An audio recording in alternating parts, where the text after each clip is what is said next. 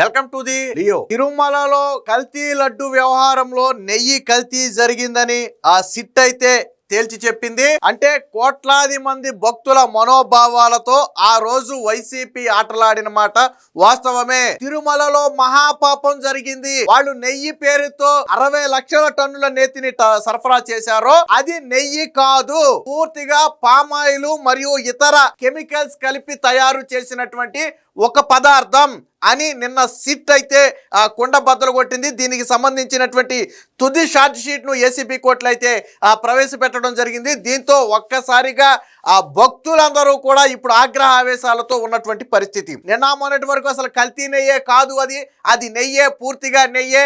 ఆవు గడ్డి తినకుండా ఏదైనా బక్క చిక్కుకుపోయి దానికి ఆహారం దొరకకపోతే ఆవు పాలు అలాగే వస్తాయని చెప్పి జగన్మోహన్ రెడ్డి చెప్పిన కట్టు కథలన్నీ కూడా ఈరోజు పటాపంచలయ్యాయి.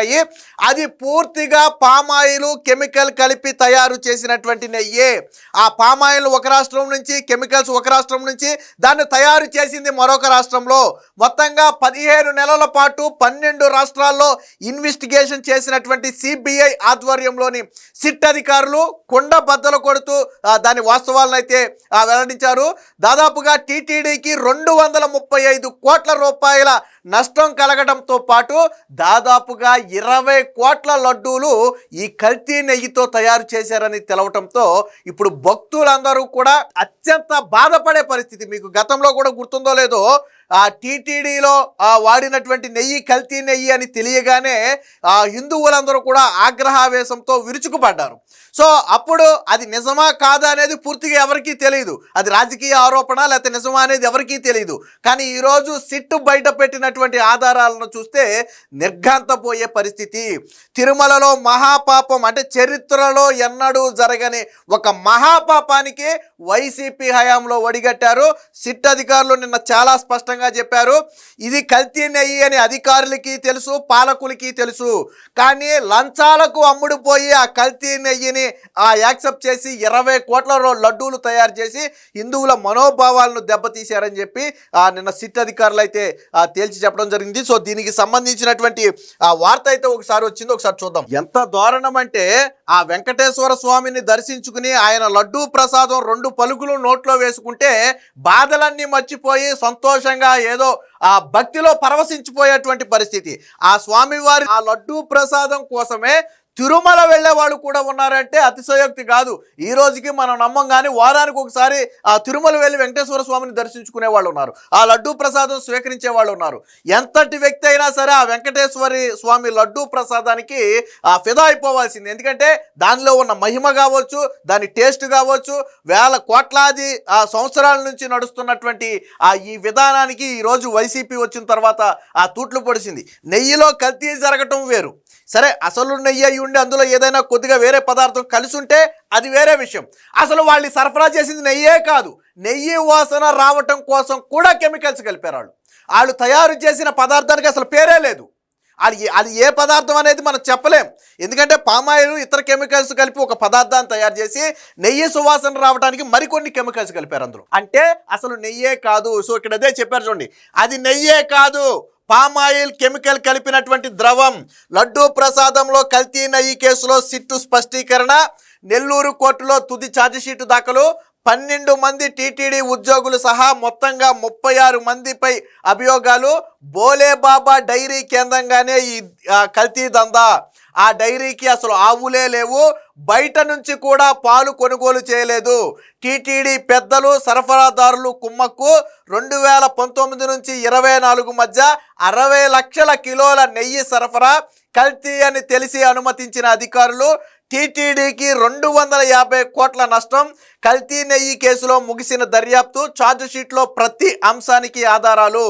ఆ నిందితుల జాబితాలో 5 డైరీలు, 31 మంది వ్యక్తులు ఛార్జ్ షీట్లో వివరించిన సిట్ అధికారులు. సో సిట్ అధికారులు కుండ బద్దలు కొట్టారు. సుప్రీంకోర్టు ఆదేశాలతో ఏదైతే సిబిఐ ఆధ్వర్యంలో ఏర్పాటైన సిట్టు ఉందో ఈ సిట్టు ప్రతి అంశానికి కూడా పక్కా ఆధారాలు లెక్క చూపింది.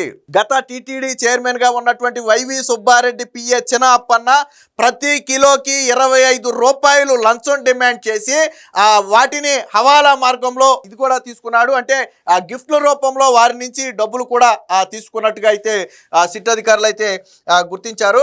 సో దీనికి సంబంధించి ఇక్కడ చూడవచ్చు, జగన్ ప్రభుత్వంలో తిరుమల లడ్డూ ప్రసాదం తయారీకి సరఫరా అయింది అసలు నెయ్యే కాదని సుప్రీంకోర్టు ఏర్పాటు చేసిన సిబిఐ నేతృత్వంలోని ప్రత్యేక దర్యాప్తు బృందం సిట్ స్పష్టం చేసింది. పామాయిల్లో రసాయనాలు కలిపి కల్తీ నెయ్యి తయారు చేశారని నిగ్గు తేల్చారు. సరఫరా చేసిన బోలేబాబా డైరీకి అసలు ఆవులే లేవని, బయట నుంచి పాల సేకరణ కూడా చేయలేదని పేర్కొన్నారు. టెండర్ దక్కించుకున్న సరఫరా సంస్థలకు నెయ్యి ఉత్పత్తి చేసే సామర్థ్యమే లేదనే చేదు నిజాన్ని బయటపెట్టింది. కెమికల్స్, ముడి పదార్థాలు కలిపి బోలేబాబా డైరీ తయారు చేసిన ఈ నకిలీ నెయ్యిని ఏఆర్ డైరీ, వైష్ణవి డైరీ ద్వారా టీటీడీకి సరఫరా చేశారు. ఇక్కడ విషయం ఏంటంటే, అధికారులకు అది నెయ్యి కాదని తెలియక సరఫరా జరుగుంటే వేరే విషయం.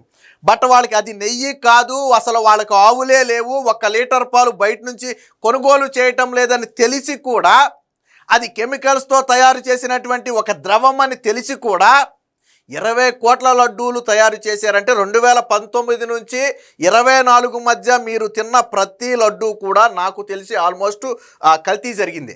జగన్మోహన్ రెడ్డి సీఎం అయిన తర్వాత మీరు తిన్న ప్రతి లడ్డూ కూడా కల్తీనే. అది నెయ్యితో తయారు చేయలా, 100% కెమికల్స్తోనే తయారు చేశారు. ఇది సిట్ అధికారులు బయట పెట్టినటువంటి చేదు నిజం. ఇప్పుడు జగన్మోహన్ రెడ్డి కావచ్చు, వైసీపీ నాయకులు కావచ్చు, వైవి సుబ్బారెడ్డి కావచ్చు, ఎవరైనా సరే సమాధానం చెప్పాలి. మీరు ఏమన్నారు? మీరు ఆ రోజు ఇది కేసు మొదలవ్వక ముందు మీరు ఏమన్నారు? ఇదంతా రాజకీయ కుట్ర అన్నారు. కానీ ఒక విషయం స్పష్టంగా చెప్పండి, బోలేబాబా డైరీకి 1 ఆవు లేదు, 1 లీటర్ పాలు కొనుగోలు చేయలేదు. మరి నెయ్యి ఎలా సరఫరా చేశారు? నేను అడుగుతున్నా, ఎక్కడి నుంచి తీసుకొచ్చారు? పాలు కొనట్లేదు, ఆవులు లేవు, నెయ్యి ఎలాగిచ్చారు? మరి మీరు ఎందుకు తొక్కు పెట్టారు దాన్ని? 60 లక్షల లీటర్ల నెయ్యి అంటే అషామాషి వ్యవహారం కాదు, 20 కోట్ల లడ్డూలు తయారు చేశారు దాంతో. సో దీనికి సంబంధించిన మరొక వార్త కూడా వచ్చింది, ఒకసారి చూద్దాం. బోలేబాబా యజమానులే కీలక పాత్ర, కల్తీ నెయ్యి సరఫరా దందా మొత్తం బోలేబాబా డైరీ కేంద్రంగా నడిచిందని దాని యజమానులైనటువంటి పొమిల్ జైన్, విపిన్ జైన్లే ఈ వ్యవహారంలో కీలక పాత్ర వహించారని కూడా సిట్ తెలిపింది. 2019-24 మధ్య నడుమ టీటీడీకి 60 లక్షల కిలోల నెయ్యి సరఫరా అయిందని, ఈ కాలంలో టీటీడీ ప్రొక్యూర్మెంటు, ల్యాబ్ తదితర విభాగాల్లో పనిచేసిన పలువురు అధికారులు, ఉద్యోగులు కల్తీ నెయ్యి అని తెలిసినా కూడా శ్రీవారి లడ్డూ ప్రసాదాల తయారీకి ఆ నెయ్యినే అనుమతించారని పేర్కొన్నారు సమాచారం. తద్వారా టీటీడీకి ఏకంగా 250 కోట్ల రూపాయల వరకు నష్టం వచ్చినట్టుగా కూడా తెలుస్తుంది. సో కోట్లాది మంది భక్తుల మనోభావాలు దెబ్బతీసేందుకు వీరే ప్రధాన కారణమని కూడా చెప్పడం జరిగింది. మొదటి ఛార్జ్ షీట్లో 15 మందిని పేర్కొన్నప్పటికీ ఇప్పుడు దర్యాప్తు ముగించి తుది ఛార్జ్ షీట్ అయితే దాఖలు చేసింది. ఇందులో 21 మందిపై నేరారోపణలు మోపింది. అందులో వారు 12 మంది టీటీడీ అధికారులే ఉన్నారు. మిగతా వాళ్ళు డైరీలకి చెందినటువంటి వ్యక్తులు. మొత్తంగా 36 మంది నిందితులను అయితే చేర్చారు. 15 రాష్ట్రాల్లో 12 నెలల పాటు సాగించినటువంటి మొత్తం విచారణ ఏ విధంగా జరిగింది అనేది ఇక్కడ ఏ రాష్ట్రాల్లో జరిగిందనేది కూడా తెలిపారు. ఏపీ, తెలంగాణ, తమిళనాడు, కర్ణాటక, మహారాష్ట్ర, గుజరాత్, ఢిల్లీ, ఉత్తరాఖండ్, ఉత్తరప్రదేశ్, రాజస్థాన్, హర్యానా తదితర 12 రాష్ట్రాల్లో పర్యటించారు. మొదట తమిళనాడులోని దిండిగల్ ఏఆర్ డైరీలో విచారణ మొదలైంది. సో ఇప్పుడైతే దీన్ని క్లోజ్ చేశారు. సో నెయ్యి ట్యాంకర్ల డ్రైవర్ దగ్గర మొదలు, అక్కడ పనిచేసినటువంటి అకౌంటెంట్ల దగ్గర మొదలు అందరినీ కూడా పూర్తి స్థాయిలో విచారించి తయారు చేసినటువంటి నివేదిక ఇది.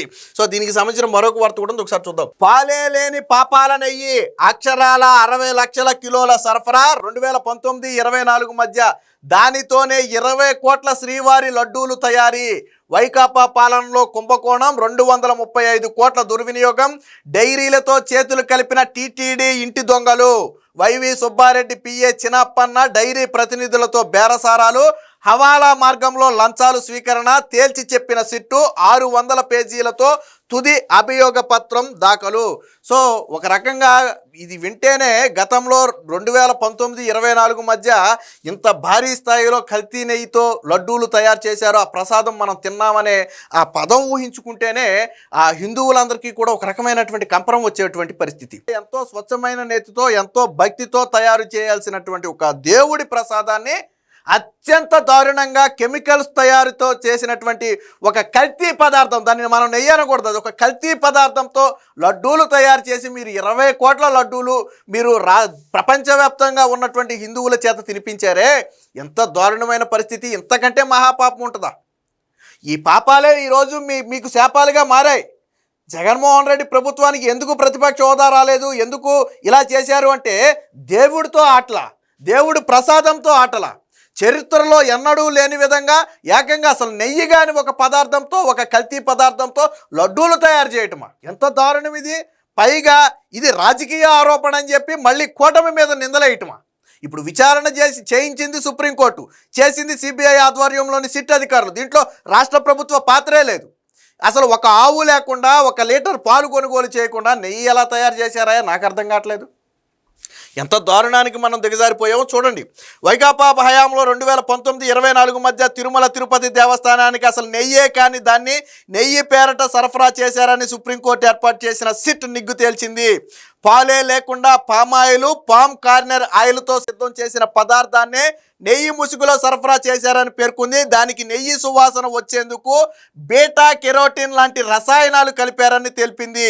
ఇలా 5 ఏళ్లలో వ్యవధిలో ఏకంగా 60 లక్షల కిలోల కల్తీ నెయ్యి సరఫరా జరిగిందని వెల్లడించింది. దీంతోనే 20 కోట్ల శ్రీవారి లడ్డూలు, ఇతర ప్రసాదాలు తయారు చేశారని తెలిపింది. ఈ కుంభకోణంలో 235 కోట్లు టీటీడీ నిధులు దుర్వినియోగానికి పాల్పడటమే కాకుండా 16 కోట్లు జీఎస్టీ, అంటే 235 కోట్లకి 16 కోట్లు జీఎస్టీ, మొత్తంగా 250 కోట్ల అవుతుంది. నిధుల దుర్వినియోగానికి పాల్పడటమే కాకుండా కోట్లాది మంది భక్తుల మనోభావాలు దెబ్బతీశారని వివరించింది. కొంతమంది టీటీడీ ఉద్యోగులు, అధికారులు, డైరీ సంస్థల ప్రతినిధులతో కుమ్మక్కై ఈ కల్తీ నెయ్యి సరఫరాలో భాగస్వాములయ్యారని పేర్కొంది. తిరుమలకు కల్తీ నెయ్యి సరఫరా చేసిన కేసులో సిట్ అధికారులు నెల్లూరులోని ఏసీబీ కోర్టులో దాదాపుగా 600 పేజీలతో కూడినటువంటి ఛార్జ్షీట్ అయితే దాఖలు చేశారు. సిబిఐ మోపిన ప్రతి అభియోగానికి స్పష్టమైన ఆధారాలను ఆ ఛార్జ్షీట్లో పేర్కొన్నారు. సో వీళ్ళు పామాయిల్ ఎక్కడ కొన్నారు, అలాగే దీంట్లో కలిపినటువంటి కెమికల్స్ ఎక్కడ కొన్నారు, ఇందులో ఏ రాష్ట్రాల నుంచి మొత్తం తరలించారు, మొత్తం ఉత్తరాఖండ్లోని బోలేబాబా డైరీలోనే కలిపింది. కానీ దాని మెటీరియల్ మాత్రం వేరు రాష్ట్రాల నుంచి సేకరించారు. సో అంత దారుణమైనటువంటి పరిస్థితుల్లో గతంలో టీటీడీ నడిచింది. సో దీనికి ఖచ్చితంగా జగన్మోహన్ రెడ్డితో పాటు ఆ ప్రభుత్వంలోనూ ఆ టీటీడీలో ఉన్న వారందరూ కూడా బాధ్యులే, 100కు 100% బాధ్యులే. ఏది ఏమైనా జగన్మోహన్ రెడ్డి పాపం పండింది. ఆ రోజు టీటీడీలో కల్తీ నెయ్యితోనే లడ్డూలు తయారు చేశారనే సత్యాన్ని ఈరోజు ప్రపంచం ముందు సిట్టు పెట్టింది. ఖచ్చితంగా కోట్లాది మంది భక్తులకు జగన్మోహన్ రెడ్డి సమాధానం చెప్పి తీరాలి. ఆయన హయాంలో జరిగినటువంటి ఈ మహాపాపానికి ఆయన కూడా కారకుడు. ఆయనకు తెలిసి జరిగిందా, తెలియక జరిగిందా అనేది పక్కన పెడితే, ఆయన ప్రభుత్వంలో ఆయన నియమించినటువంటి అధికారులు, ఆయన నియమించినటువంటి చైర్మన్ ఆధ్వర్యంలో జరిగినటువంటి ఈ మహాపాపంలో జగన్మోహన్ రెడ్డి పాత్ర కూడా ఉంది. ఖచ్చితంగా జగన్మోహన్ రెడ్డిని కూడా అవసరమైతే దీని మీద విచారించాలి. జగన్మోహన్ రెడ్డి ఇప్పుడు కోట్లాది మంది భక్తులకు ఖచ్చితంగా సమాధానం చెప్పి తీరాలి. Please subscribe to Leo news for more videos.